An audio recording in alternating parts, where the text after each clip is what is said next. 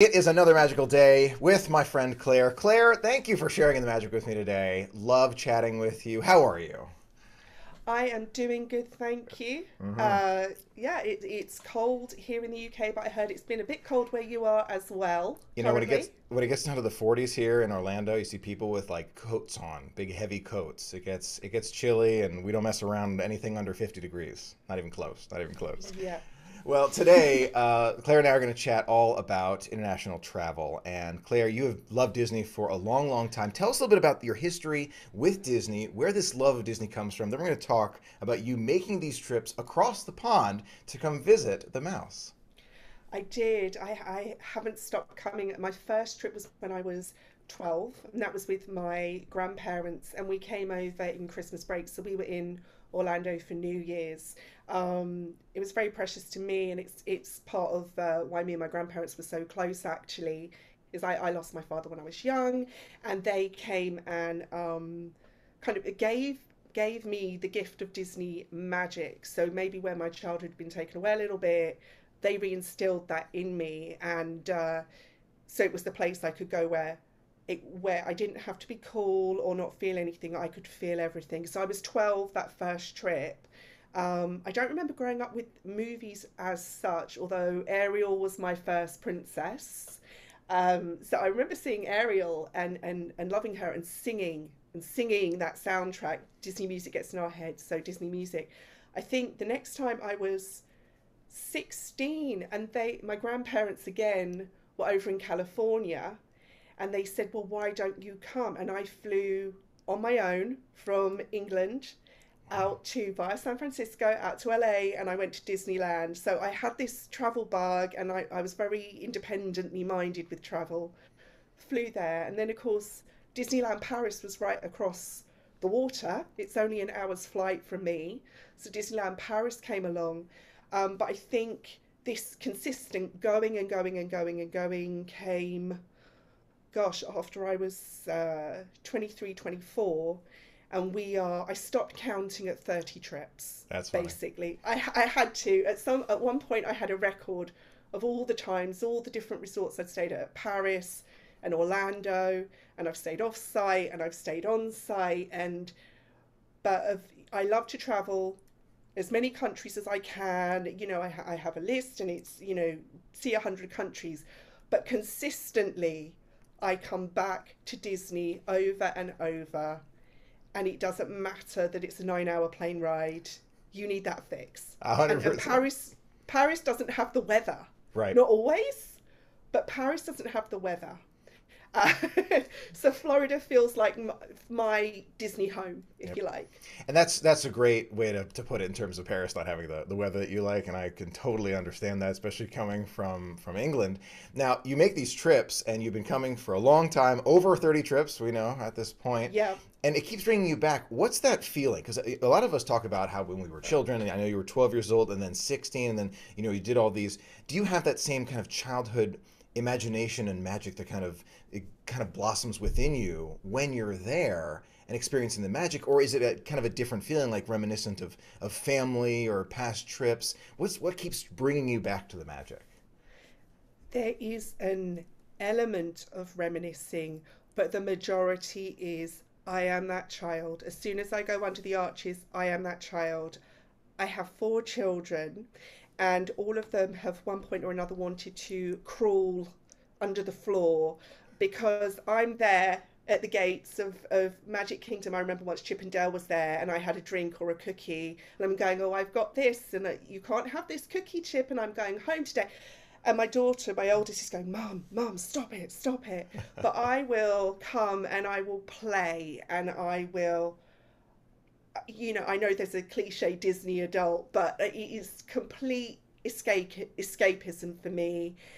And I am in the story. I'm in the magic. The music brings me to tears. It's the smell. It's all of those things, and you are escaping. Yep. You are escaping from everything reality. So, yeah, It's a magical experience, no question about it. I can tell it means a lot to you. I know we've been friends for a long time. I've heard the yeah, stories and I love them. And, it means the same to you, despite the fact that you're thousands of miles more away. right, You still feel that pull, which is a wonderful right, thing. yeah.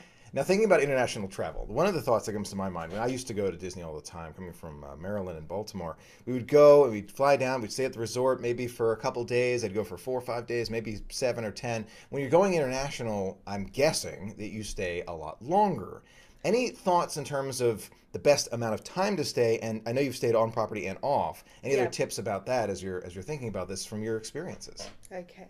Well, the UK standard and how it's sold over here when the TV commercials come up, we get all the same Disney commercials, but they just have the UK branding and we get different offers. And the offers are all set up really for 14 days, 14-day packages.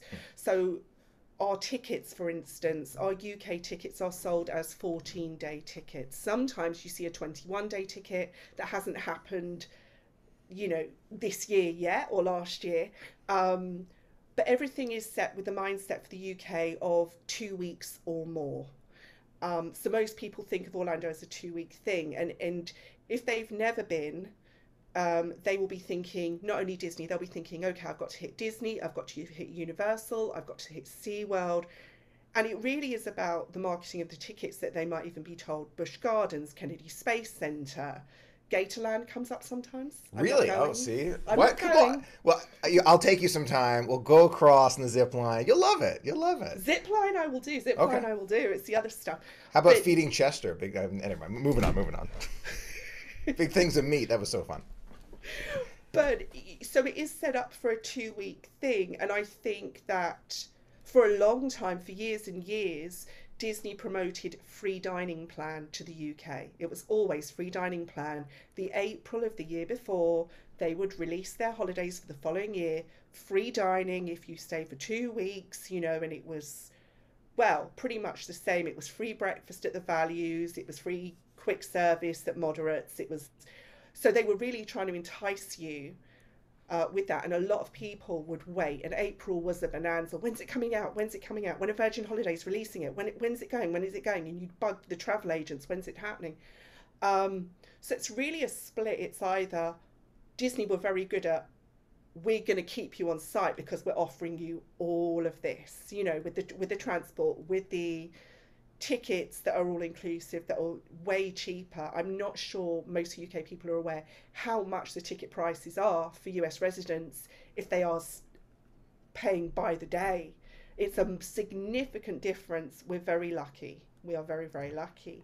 But there's, I think for the UK, there's so many different options. There is, so many villas off-site, and especially if they're thinking about, if this is their once-in-a-lifetime trip, everyone says that, but for them, if it's their once-in-a-lifetime trip, they do want to go and see Universal Orlando because they've never seen anything like it. Harry Potter is integral to our culture. Of course. Of So course. they want to go and see that. And that's when off-site becomes a thing, and rental cars. So it's really tailoring what's right for each person. For me, now, I like the bubble. I like the bubble.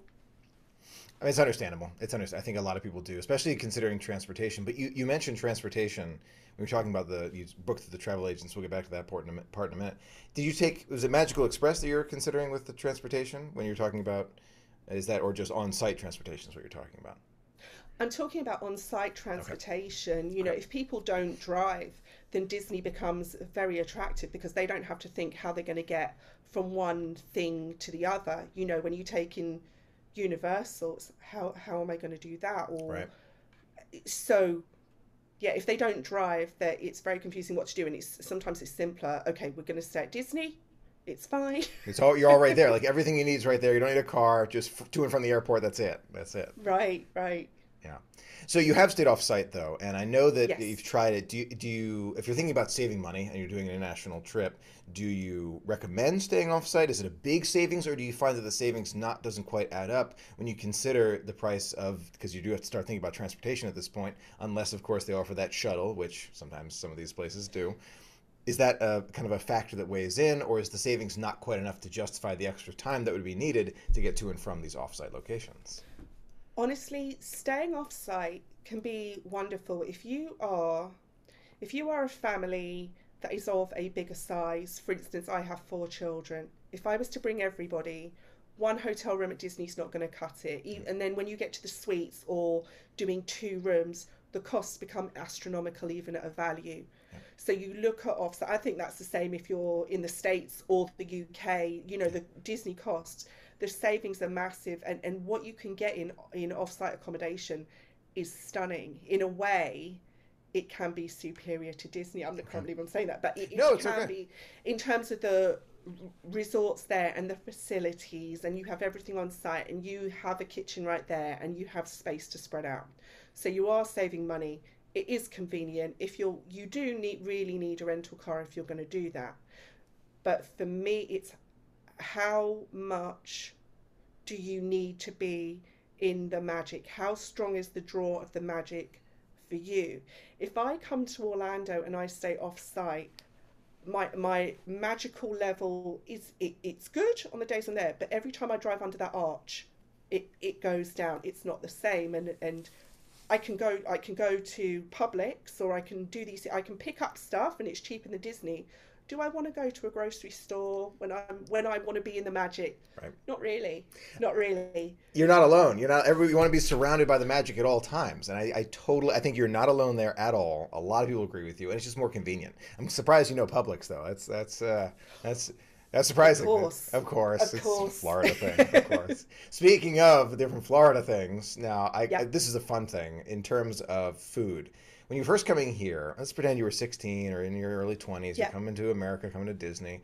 Is there any like food things we have in the States that really like took you by surprise? Like I know we probably don't do tea as well as you guys do over in the UK, but what food took you by surprise when you came over as an international visitor?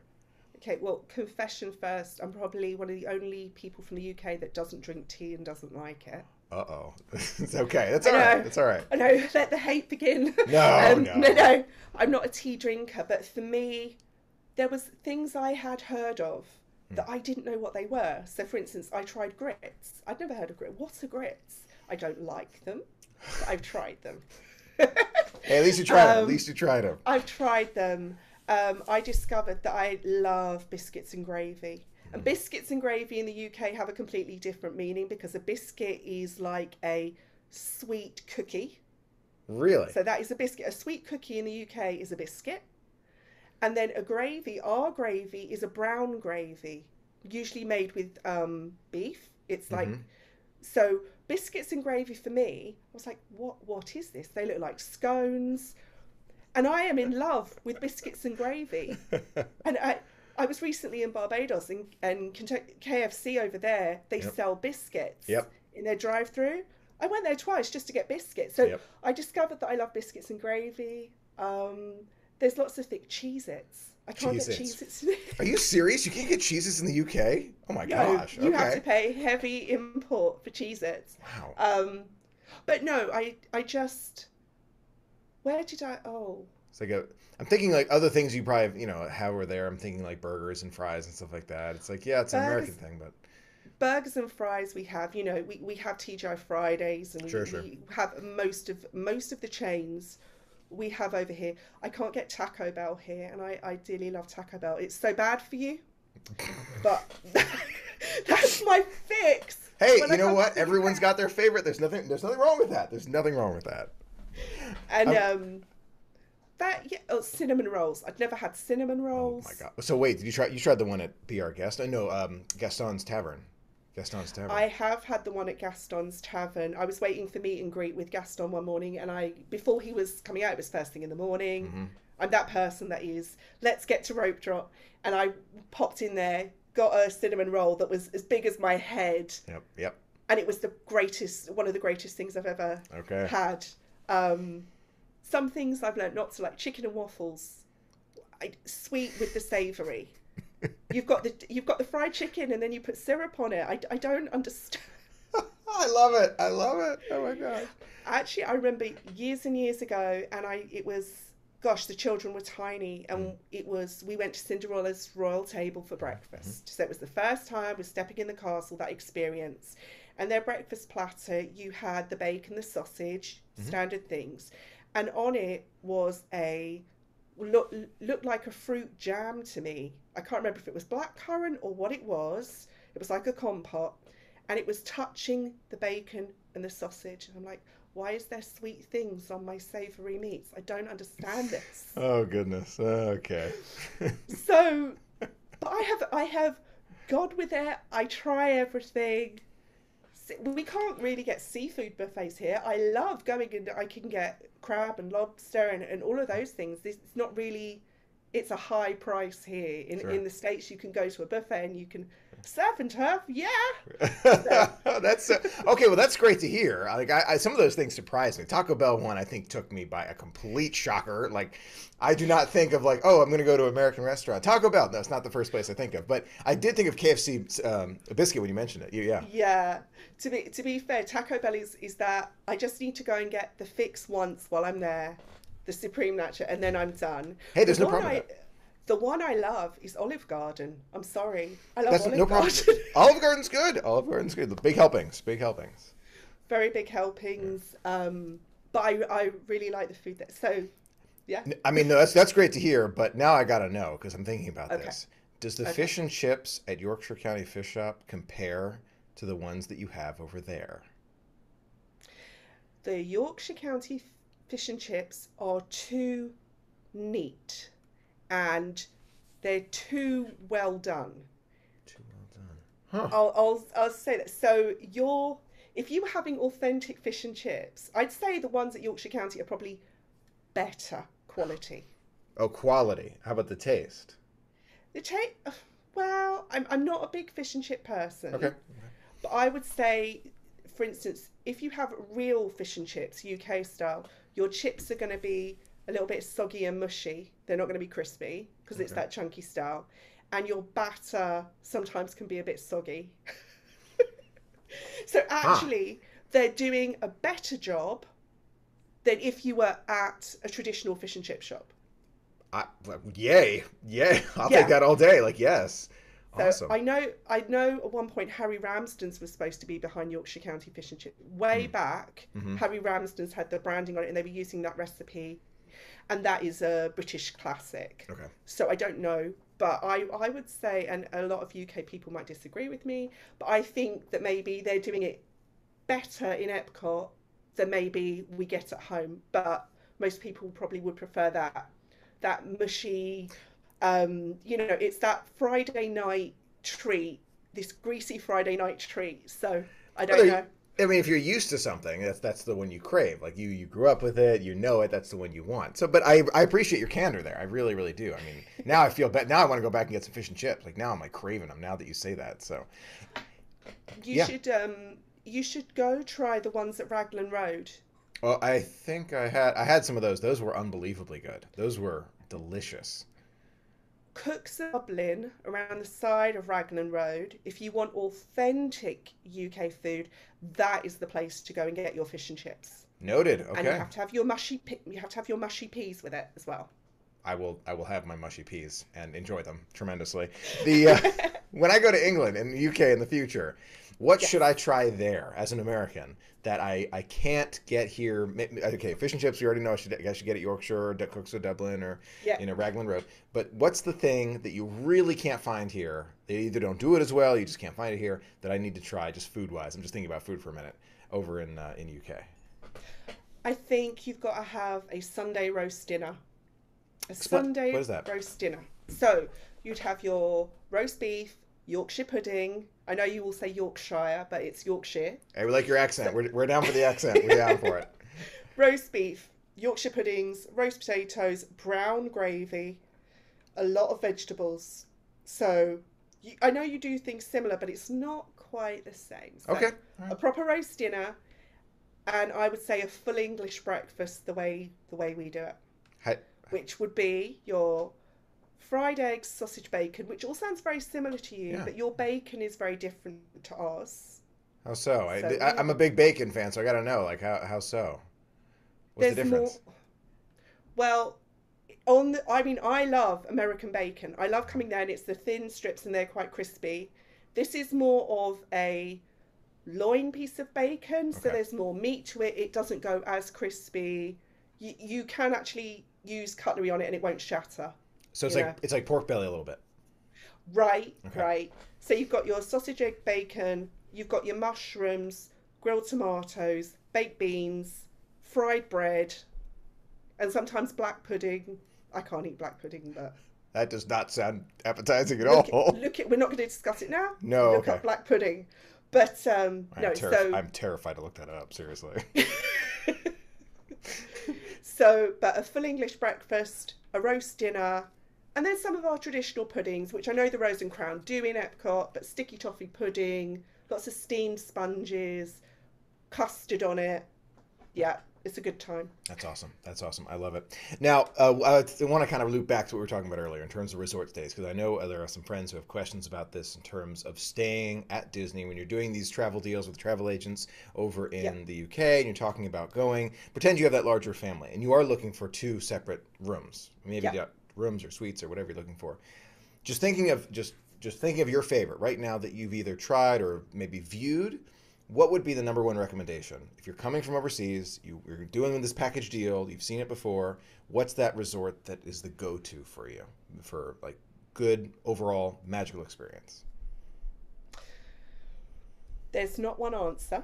Okay. And I'll tell you why. It depends on the dynamic. It depends on the ages of the kids. It really comes down to if you have a larger family, but they are all smaller and you cannot split up into two rooms, this is why it's different.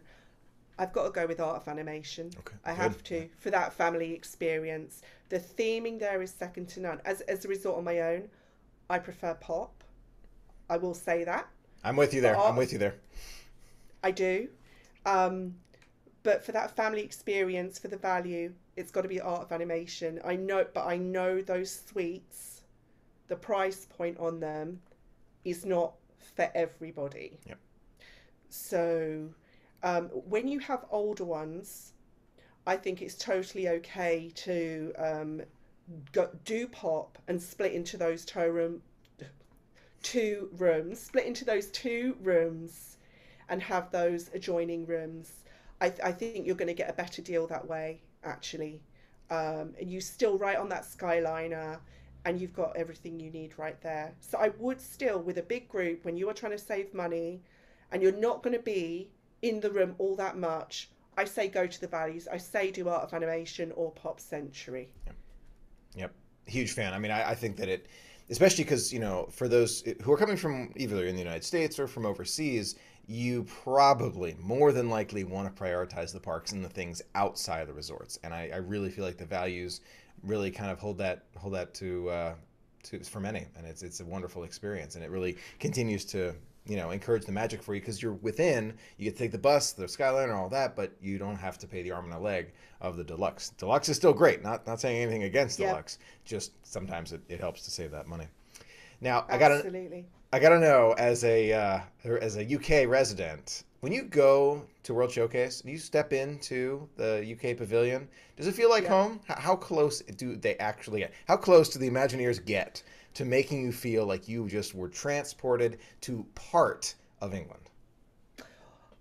It's funny because I say what they've done with architecture and the theming is they have taken several key periods from our history and meshed them together. So you've got Regency England, you've got Tudor England, you've got these different quintessential periods of time, and they have pulled from that, and it works beautifully together. It looks stunning. It's the best kind of cliche of the UK. That, you know, that little garden, that square at the back. You can find squares like that in London if you go looking. Those columns around, you can find those in central London. It's all there. The Tudor ones, you know, the cottage where the tea shop is. Yes. You'll find that if you go into Staffordshire or you go to the Cotswolds, those parts. So they've kind of pulled it from different geographies and different time periods, and they've made this wonderfully cliche experience of Britain, but it works. For the purposes of World Showcase, it works. So I do like it. When I feel most at home is when the band is playing those rock hits and you might hear Rolling Stones or Led Zeppelin or back when it was the Beatles, and I would love to grab a drink from the pub. Hmm. That pub, by the way, very authentic. I figured. Every time I go in there, I feel like this has got to be real because they have like gone all out with the Rose and Crown, 100%. Oh, it's perfect. It's less sticky than a British pub would be. Like you can Oh put my your hands god! down, I love the truth. I and love it. Yes, yes. but you know when it's a proper London pub or something, when your feet kind of don't move on the floor, years of abuse. So the Rose and Crown is God. I'd rather go to the Rose and Crown than I would down to the East End of London, I think. Um, but Disney, no, Disney for the win, right there. Disney for the win. absolutely, absolutely. But no, grabbing a drink, going back to that square, listening to the live music, and it feels like a great British night out. It really does. That's So awesome. yeah, I love it. yeah. I absolutely love it. Okay, so now let's reverse the roles a little bit. Let's turn it back Okay. because I have never been to Disneyland Paris, which I know you're in Britain, UK, different than Paris, right? Let's be clear on Yep. that. But I know you've been before. Yes. Thinking of someone who has never to Yep. Disneyland Paris, are there a few quintessential things that I really got to make sure I do, some tips not to miss, and again, thinking about the international travel piece, like, okay, I got to go to Paris, I got to unpack and find the right resort and all that. And I've traveled a lot, but haven't gone there. Tips for that one. Okay, so right from the start of your trip, what Disneyland Paris has that some of the others don't is it has its own train station connected to the centre of Paris. Oh, So, and connected to the airport. So you can get a train from the airport or the centre of Paris. So, which works the other way. So if you are coming to Disneyland Paris but want to go and sightsee in Paris Central, you can do that. This bullet train from the airport will have you in Disneyland Paris in something like 9 minutes. It wow. goes at an insane speed. If you were driving it, it's about 45 minutes an hour. This train has you there in about 9 minutes. Wow. You pay for the premium, I won't lie, but that is super convenient to have that. And they also have a station just the next station on is Val d'Europe. So if the Disneyland Paris official hotels are too expensive, there's a lot of hotels there that are alternatives, still good neighbour hotels, but Hmm. it's only one stop on the train. So there's shuttle buses from those, or there's that. In terms of if you have never been, be aware that there is two parks, not four, and we don't have the weather for water parks, This is so it's helpful. not going to happen. I've seen the snowy pictures. Like I always see this. I'm like, that's so I've cool. been there in the snow. That I've is. tried to. I tried to drive back from Disneyland Paris in the snow to London. That was the scariest drive of my life. How long does it usually take to do that drive? I can do from Paris to Calais, which is their port. You can do it in 4.5 hours. Okay. And then People you are got going to to sound go. driving slow. 4 hours is the average. So down to there, and then an hour's crossing over to England, Hmm. and then from where I am, I can get down there in about 2.5 hours. So it's a day drive. I know this is a little off topic, but I just watched a Yeah. documentary about the channel and how you put your car on these special boats that they have, and they're like super nice. Do you find that those are nice? Like, do you drive your car on these things and you just go upstairs and enjoy a little small boat ride, an hour to cross? I've never done that. Okay. I've always done a ferry with my car. I've taken my car, but Hmm. I've put it on a ferry as Okay. opposed to taking it in the tunnel. I've done the Eurostar train from London to Paris and to Disneyland Paris train. So you can buy a ticket that goes direct from London to Disneyland Paris. Wow. Wow. Okay. Yeah. So there are many, many transport options, and there's 3 different airports in Paris, and there is I think it's called Magic Shuttle or Magical Shuttle, but there is a service. It is a paid service, but you have many ways to get to Disneyland Paris from wherever you arrive. Do you So recommend the train over the Magical Express? I'm going to use that with the quotes. When you're thinking about Disneyland Paris? it always depends on timing. For me, if I am coming to Paris and I want to optimize my time, I know the first flight out of my local airport is something like 6 a.m. And I think my record, I was on a flight at 6 a.m. and I was walking in the gates of Disneyland Paris Park by 10:30 a.m. Okay. Wow. Oh my gosh. Okay. All right. Everything worked that day. The shuttle to the hotel to drop the luggage, everything. It was one of those magical. I'd only missed half an hour of park time.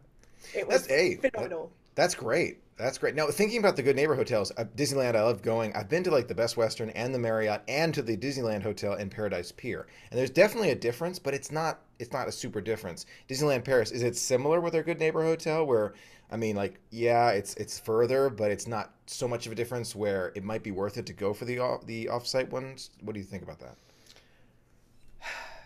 A couple of years ago, if you had children in your party where princesses were important, where character meet and greets were important, I would have said spend the extra and stay on site, Okay. because extra magic hours in the morning, or the hour, I should say, I think it was for 2 hours, but that's when a lot of characters were out, and they had their own Princess Fairy Tale hall, but the only way you could get in there was to get a booked slot. There wasn't a standby line. So it was this competition. There was a lot of frustrated parents in the park at the back of Fantasyland trying to get these slots to see the princesses later in the day. So if characters were important to you, staying on site and having those extra magic hours were definitely of benefit. It's very similar with how Magic Kingdom works, that not every land was open for those morning extra magic hours. Discoveryland, which is your Tomorrowland, Hmm. Discoveryland and Fantasyland tended to be open. Otherwise, those off-site hotels are pretty good.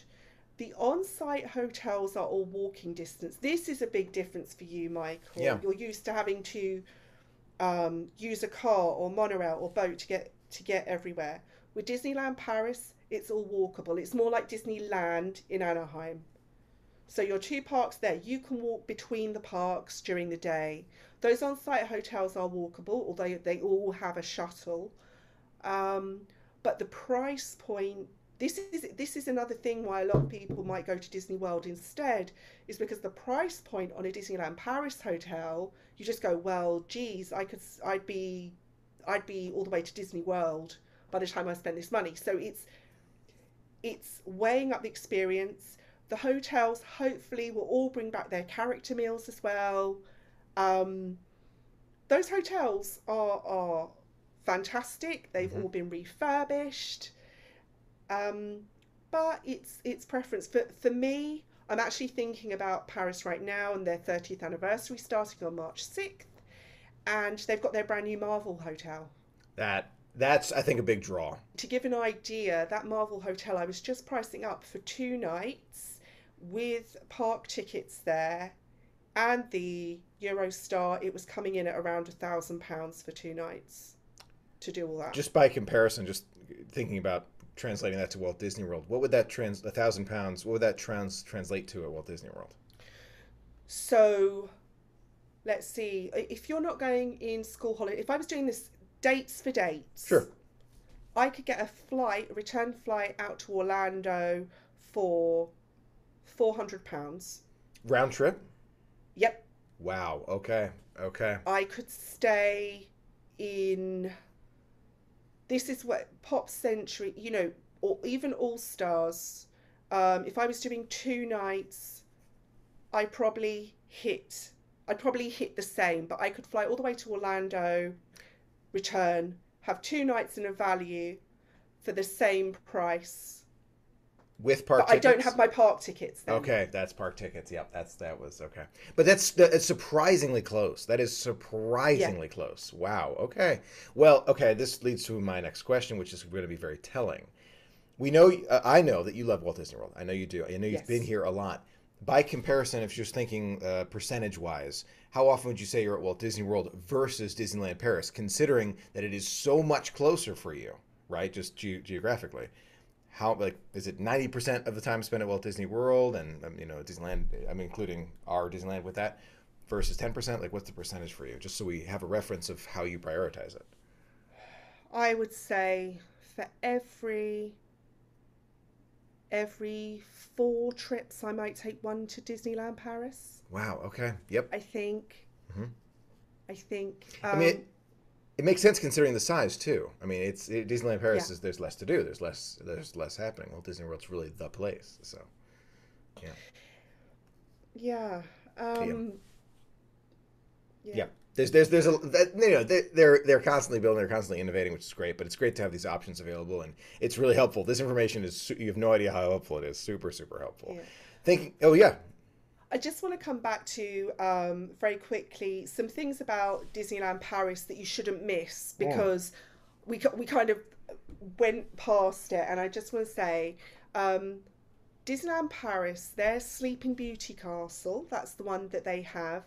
There is something underneath that castle that no other Disney park in the world has, and that is where you will find a dragon. Oh, I think I've seen this. Okay. Yes. Yes. That's. So I'd love to see that. Yeah. you must go check out that dragon. It's very cool. It's a bit spooky. It's dark. I think you'll be all right, Michael. This is not Old Town Haunted House Yeah, level. see, I You're knew gonna you were be going to bring that okay. up. I knew you were going to bring that up. Oh my gosh, that was terrifying. Let's never do that. All right, I think I've seen pictures of it. Is it like, okay, I don't want to spoil it for you. Is it Yeah. spiny? It's spiny. It's the spiny one. It's Yeah. kind of Yeah. spiny. And the I've seen other it. thing you can do, the castle itself, you can walk up the staircase into the turret. The whole every piece of stained glass tells the story of Sleeping Beauty. It's beautiful, and you can step out onto the balcony and look over Fantasyland. That's awesome. You, That's awesome. no dining needed. Everybody is allowed to go up there and have this experience up on those turrets, I and love that's it. really something. I love it. That's something I want to see, and I 100% will make it there at some point in the future. But that sounds so cool. One day we'll make it there for sure. Now, if Yeah. you're at Disneyland, well, Disney, or excuse me, in California, Disneyland, you can walk up inside too. Have you done that? I have not. Okay. I've only had the one trip there when I was 16, and I cannot wait to finally, all these years later, go back in September. It's been on my list for a very, very, very long time. Special trip. Ever since they opened California Adventure, and I saw World of Color online. I'm a big Fantasmic fan. And what I've seen with World of Color, they've combined what Disneyland Paris have done because their fireworks show has these fountains at the front. They use lasers, they use fountains. That show in Paris, sorry to say the word illuminations, I know you miss it, but it's called Illuminations. I know. I heard now. It is a really, really good show with what they do. But World of Colour seem to combine what Disneyland Paris do with Fantasmic, and that is my kind of show. So I'm very excited to see California Adventure, and it's now been open that long. It's been reimagined, so what I might do is do Paris for the anniversary. In the summer, they're opening Avengers Campus in Paris, and then go see Avengers Campus in California in September, That's cool. and it's going to be an amazing year. Yeah. It's going to be a really good year. Yeah. I'm very excited for you and all these adventures. I'm looking forward to watching along with you. That's so cool. That is so cool. Disneyland. It's a magical adventure. It really is. It really is. Now, of the locations across the world that you have not been to yet, the Disneyland resort in Shanghai, Hong Kong, and Tokyo Disneyland Disney Sea. You have not been to any of those three. That's correct. I haven't. Asia is the continent I have not There you conquered, go. and I was all ready to, and unfortunately, I can't. I as soon as everything allows, Right. I Tokyo, Japan, exploring Japan from start to finish is where I want to be, and I know Adventures by Disney do a Japan trip, so that's something I will be looking at. But I am desperate to explore Japan altogether and go see these Tokyo parks I am because right. everything is just Yeah, I'm right there with you. The Tokyo Disneyland Disney Sea Resort is going to be the international one that I'm just so excited about. I cannot wait for it. It's you see those pictures, and I keep seeing spoilers, and I don't want to see the spoilers, and it's like I just want to be uh, surprised when I get there. And yeah, there's a lot of things to look forward to for that. Don't forget Avalani though, Claire. You got to get there. well, my youngest, her dream is to go to Alani, and when I was thinking about D23, as I said, D23 has been on my list for the longest time. All these incredible things, and it seemed the obvious step to, well, if I'm going all that way to that coast, go to Alani. But I can't break my youngest's heart. She has Hawaii Her place. is her bucket list Okay. place. All my children for their 18th birthday, they get one trip I love it. anywhere they want to go. So I have to wait for her. As close as I am, and when I say close, I didn't realize how long the flight to Hawaii actually is from LA. It's further than I It's thought. far. Yeah.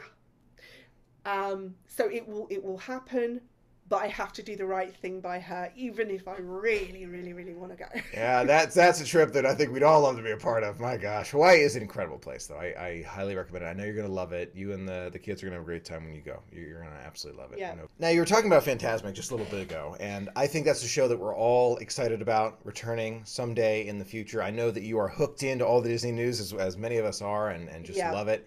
When do you predict? I want to hear your prediction when you think Fantasmic, one of the shows that requires the most cast members, not saying the most, but one of the nighttime shows that Right. requires a tremendous number of cast members all together, when do you think it will return? Oh, I wish I knew the answer. They've already said this year, so that's a good start. Uh, Best guess. Where are we now? We're nearly into February. I'm gonna go with. I'm gonna tentatively go with May. I think I, it's gonna take that long. I'm love your optimism. I love your optimism. I walked by it the other day and I just saw like Beauty and the Beast and all that. I did not even see Yeah. just a small thing for Fantasmic, and it feels like it'll be far later. I hope that it Oh, happens this year. really? I get this feeling. I get this feeling that it's going to be later, but we'll see. We'll see. It's one that Okay. we're all looking forward to. You got to come back for it when it opens. Oh, I always come back. I always. This is the guarantee with me. I will always Yeah. be back. 100%. No, and that's the best part. That's the best part. You just keep on coming Yeah. back, and that's yeah. Whatever was going on in the world, I found my way to get there. When I wasn't, when there was a UK ban, I still got there. Right. Still got there. You find the ways. You find the ways, which is good. Absolutely. It's good. You got to find the ways. Now, for the UK residents who want to come to Walt Disney World, you've done it many times. You're an expert. You're pro. You know what you're doing. Tell us about the travel requirements. I know you have to get a visa. Explain that a bit more. I've never gone through that process, so I wouldn't know. I want to hear it. I need to know because I'm going to have to learn about all this as we go in the future. To enter the US from the UK or from many other European countries, the visa you need is an ESTA, ESTA, Helpful. ESTA visa. Okay, it's a visa waiver program. Once you have it, it's there for 2 years and it costs $14 a person. So that's what you should know. Be prepared that there are a lot of websites out there claiming to be the ESTA visa website, and they will con you. I know many people that have been caught out. So if you're in the UK, I know, go to the gov.uk website and go to US entry requirements, and it will link you to the correct site. And I would suggest any other country, go to whatever your government travel website, entry restrictions, everyone can go check what current rules are. Check those with a fine tooth comb and it will link you to the right one. But it shouldn't be more than $14. Don't pay anyone to do the application for you. It's very, very simple. And we had some good news in the UK this week that from the 11th of February, coming home, previously the requirement was to test when you were 2 days before you were flying home, test when you got here, quarantine until you got the negative. From the 11th of February, all of that is gone. So it doesn't matter what your situation is. There is no quarantine for anyone, no testing. But if you're coming back to UK, just make sure you fill out that passenger locator form. They will want to see it at customs when you re-enter the country, and it's all done on your phone. You'll get a QR code. That's it. So You have no idea how those, helpful that is. That is so helpful. that's okay. But make sure with the ESTA, just make sure that you apply. Go back if it says not approved at first.